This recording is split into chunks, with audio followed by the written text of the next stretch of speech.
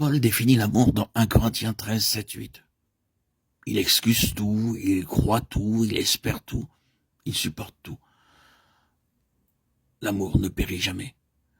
Les prophéties seront abolies, les langues cesseront, la connaissance sera abolie. Nous avons connu l'amour en ce qu'il a donné sa vie pour nous.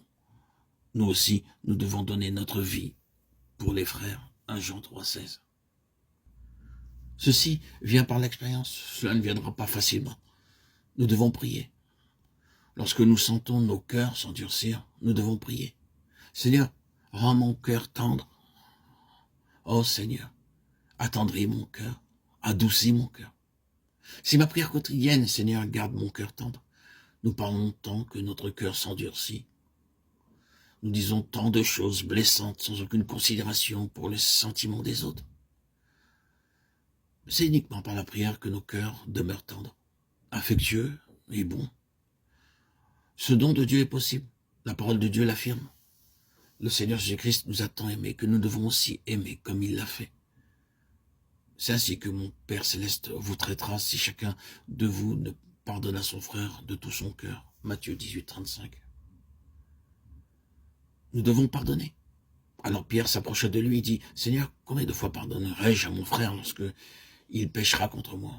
Sera-ce jusqu'à 7 fois ?» Jésus lui dit, « Je ne te dis pas jusqu'à 7 fois, mais jusqu'à 70 fois 7 fois. » Matthieu 18, 21, 22. 490 fois. Nous éprouvons de la difficulté à pardonner, ne serait-ce que 2 fois. Nous disons, je te pardonne, mais je ne veux plus parler avec toi. Oui, je te pardonne. Ne me viens plus chez moi. Viens et après cela, va-t'en.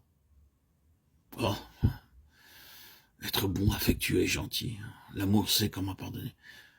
S'il nous a pardonné, pourquoi ne nous pardonnerions-nous pas les uns les autres?